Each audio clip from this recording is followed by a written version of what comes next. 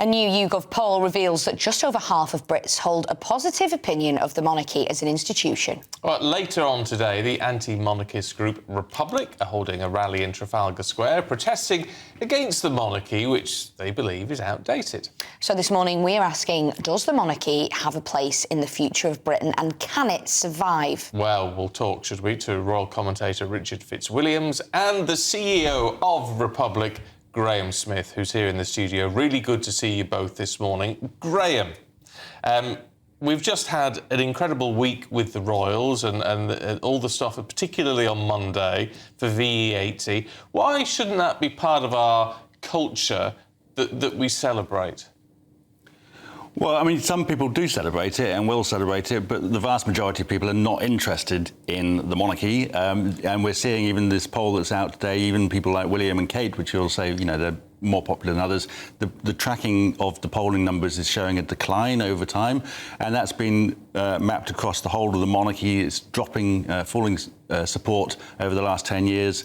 The social survey, one of the biggest studies on this issue, has shown declining support over the last 10 years. And there are some polls that would put it down around 50%, some a little bit higher than that. But across all the polling, there's a steady trend of declining support and enthusiasm for it. I mean, there's only 9% excited by the coronation just a couple of weeks prior to the event. And support for abolition has jumped to about a third of the country now.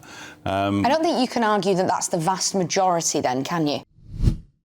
Using the internet without a VPN, a virtual private network, is a bit like taking to the road without car insurance. All it takes is one unlucky moment to cost you a lot of cash. This video's sponsor is Private Internet Access.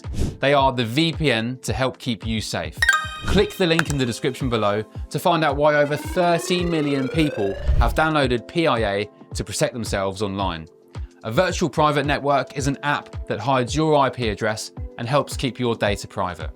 When you're browsing the internet at home, you give up a large amount of data to businesses, to shops, and indeed to social media giants too.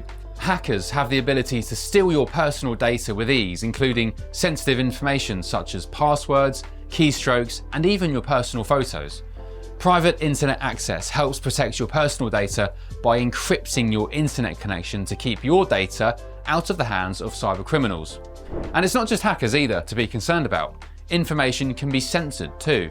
When Canada passed their C18 bill, social media giants decided to ban news content on their platforms. But PIA can protect your ability to consume the news and content you love. Private Internet Access is available for Windows users, Mac OS, Android, Linux, iOS, and you can use one PIA subscription to protect an unlimited amount of devices. And we've got a huge GB News discount for you too. Click the link in this video's description and you'll get a massive 83% off PIA. That's under £2 a month, the price of a coffee, and you'll get an extra 4 months completely free on top. Also, there's a 30-day money-back guarantee too. Visit piavpn.com/GB News to start protecting yourself digitally today. No, the vast majority are not interested, not excited, and then separate from that, you've got a third of the country who are now saying that they want to get rid of it, who think negatively about it, and then we have a substantial minority who quite like it and want it. But a lot of those people that don't care about it are still happy to maintain the status quo, and that's where our campaign comes in to say to those people, actually, there is a serious problem here because this is an institution which is accused of various scandals, corruption, abuse of privilege and power and public money, and there is a better alternative on offer. All right, Richard, how do you argue with those sort of figures? Well, firstly, I'd say not a single major political party supports a republic. Graham knows that very well. I mean, the facts simply are, firstly, the role of the monarch above party politics and also a symbol of national unity. We saw it superbly this week.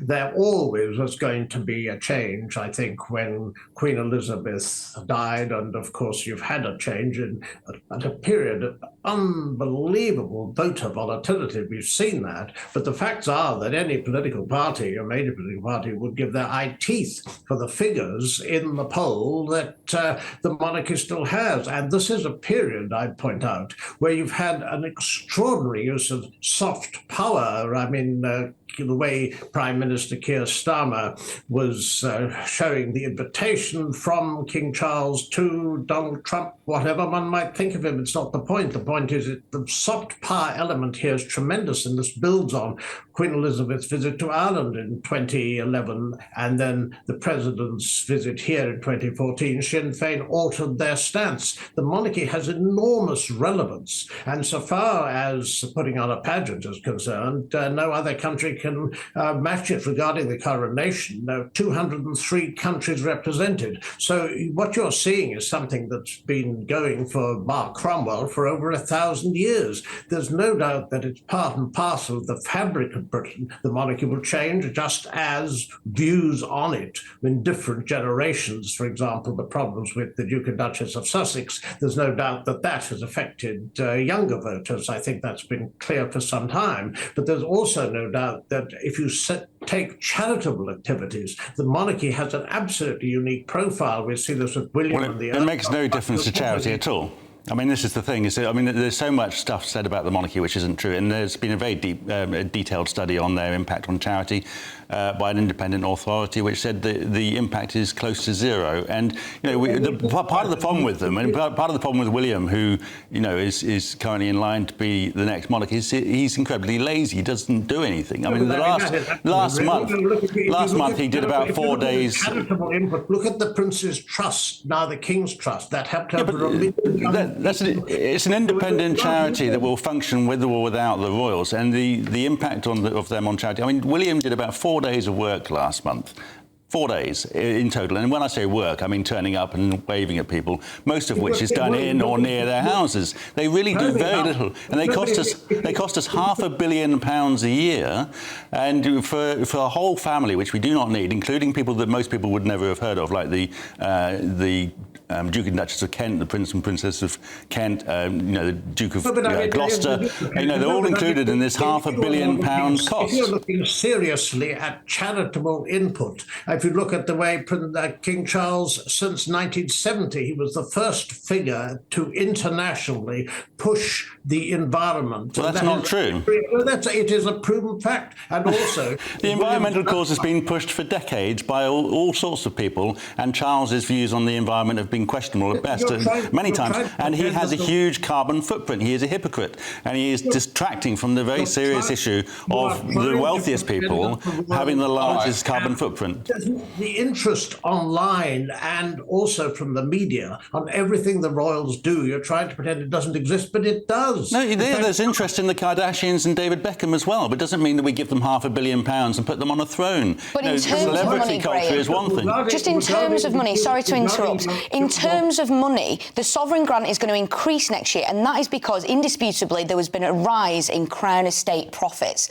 So how do you explain a rise in Crown Estate profits if, as you say, Graham, there's a decrease in interest in the royal family? How do they balance? Well, the Crown Estate profits is land values. So the Crown Estate profits goes up partly, a large part of it is to do with wind farms in the sea, because the Crown Estate owns a large amount of our seabed, so their profits are going up. Now, the Crown Estate belongs to the state. It's got nothing to do with the royals, doesn't belong to Charles, and it doesn't fund the monarchy. What happens is that all of that money goes to the government, but for some reason, George Osborne in 2011 decided to peg the funding for the monarchy to their profits. And so this year, just last month, the £500 million cost went up by another £45 million because of this increased profit from the Crown Estate. It makes absolutely no sense whatsoever. We can have all that profit and slash the budget down to £10 million and then elect our head of state. All right, last word, Richard. What you've got is also a pivotal 369 million over 10 years refurbishment of Buckingham Palace. And one thing you're not attending to is the profile of the royal family. Internationally, it is quite extraordinary. It's not just people like Prince Andrew, yes, a wonderful profile and advert for our country. But you can't quantify everything with reference to just simple figures when you are looking at a profile that no other organisation. You say that because you have no figures on your side, Richard. All right, look, there we need to leave it. Fascinating debate. Richard, Graham, thank you both very much indeed. I'm sure you'll have a view. Do let us know what it is. gbnews.com/yoursay.